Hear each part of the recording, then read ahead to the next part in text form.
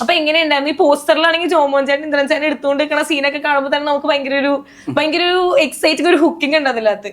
അപ്പൊ ശരിക്കും ഇതിന്റെ ഈ പോസ്റ്ററിന്റെ പിറകിൽ എന്തെങ്കിലും കഥകളുണ്ടോ? അല്ല അതെ പോസ്റ്ററുള്ള സിനിമ സിനിമയ്ക്കുള്ളിൽ ഒരു സിനിമ സിനിമയ്ക്കുള്ളിലെ ഒരു സിനിമ. അതാണ് ഈ സിനിമ മൊത്തം ഈ പറഞ്ഞ പോലെ നമ്മളൊരു സിനിമ ഷൂട്ട് ചെയ്യുന്ന രീതിക്കുള്ള കഥയാണ്. 150 ഫ്രഷേഴ്സ് ഉണ്ടെന്നല്ലേ പറഞ്ഞു. എന്നാ കേട്ടത് ഞാൻ. ആ 150 എന്ന് പറഞ്ഞാൽ ഒരു സിനിമയിൽ എത്ര ക്രൂ ഉണ്ട്?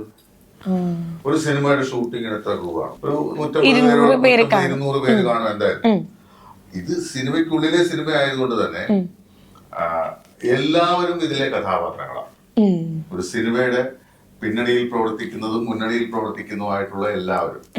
മുന്നണി എന്ന് ഞാൻ പറഞ്ഞത് മറ്റേ രാഷ്ട്രീയ മുന്നണി, അതായത് പിന്നിലും മുന്നിലും ക്യാമറയ്ക്ക് മുമ്പിലും പുറകിലും പ്രവർത്തിക്കുന്ന എല്ലാ ആളുകളും ഈ സിനിമയിലെ കഥാപാത്രങ്ങളാണ്. അതുകൊണ്ട് തന്നെ ഇത്രയും ആൾക്കാരുണ്ടെങ്കിലേ പറ്റുള്ളൂ. അപ്പൊ നമുക്ക് ഓൾറെഡി ഒരു സിനിമ ഷൂട്ട് ചെയ്യുമ്പോൾ ചേട്ടൻ പറഞ്ഞ പോലെ 200 ആൾക്കാർ വേണം എന്തായാലും. ഈ സിനിമയിൽ അഭിനയിക്കാനും നമുക്ക് അത്രത്തോളം ആൾക്കാർ തന്നെ വേണം. കാരണം ഒരു സിനിമയായിട്ട് കാണിക്കണമെങ്കിൽ ഈ പറഞ്ഞ പോലെ 200 ആൾക്കാർ തന്നെ വേണം. അപ്പൊ സെറ്റിൽ സത്യത്തിൽ എത്ര പേരുണ്ടായിരുന്നു? അത് പക്ഷെ രസമായിരിക്കൂലേ എല്ലാരും കൂടെ ഉള്ളത്? എല്ലാം കൂടി ചേർത്ത് ഭയങ്കര ഒരുപാട് നമ്പേഴ്സ് ഓഫ് ആൾക്കാരല്ലേ ഉണ്ട്. കാരണം നമ്മളിപ്പോ ഒരു സ്ഥലത്ത് ഷൂട്ട് ചെയ്യുമ്പോ ഈ പറയുന്ന ഒരു ക്രൗഡിനെ വെച്ച് ചെയ്യുവാണെങ്കിൽ ആ ക്രൗഡിൽ എത്ര പേര് വരാമോ അത്രയും ക്രൗഡുകളാണ് വരുന്നത്. പക്ഷെ ഈ സിനിമയില് ആ ക്രൗഡും വേണം, ആയിട്ടുള്ള പിന്നണി പ്രവർത്തകരും വേണം.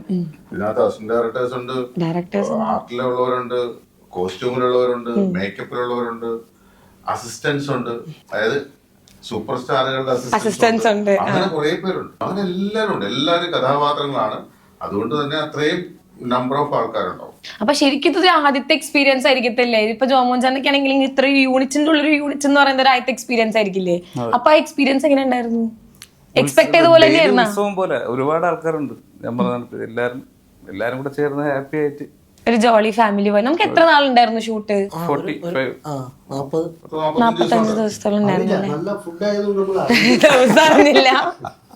ഒരു കോംപ്ലിമെന്റ് നല്ല ഫുഡ് മാത്രമല്ല, നമുക്കത് വിളമ്പി തരുന്നതിന്റെ ഒരു സംതൃപ്തിയുണ്ട്. അത് മാത്രമല്ല അറിഞ്ഞില്ല ദിവസങ്ങൾ പോയത്.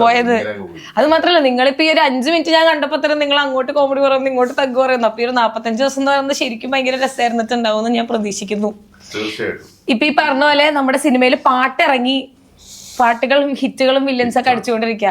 എനിക്ക് അതിനകത്ത് ഏറ്റവും ഇഷ്ടപ്പെട്ടാണ് പാട്ടാണ് മറ്റേ നമ്മുടെ കുഞ്ഞിക്കാവിൽ മേഘമേ. ഇനിയൊരു 4 പാട്ട്, എത്ര? 2 പാട്ട് അല്ലല്ല 3 പാട്ട്. ഇനിയൊരു 3 പാട്ടുണ്ട്. പാട്ട് വരാനുണ്ട്. ഇപ്പൊ ഇറങ്ങിയ പാട്ടുകളൊക്കെ ഹിറ്റുകൾ അടിച്ചുകൊണ്ടിരിക്കുക. അതിനകത്ത് ഒരു പാട്ട് നമ്മുടെ ഇന്ദ്രൻ ചേട്ടനുള്ള ട്രിബ്യൂട്ട് പോലെയുള്ള ഒരു പാട്ടാണ്.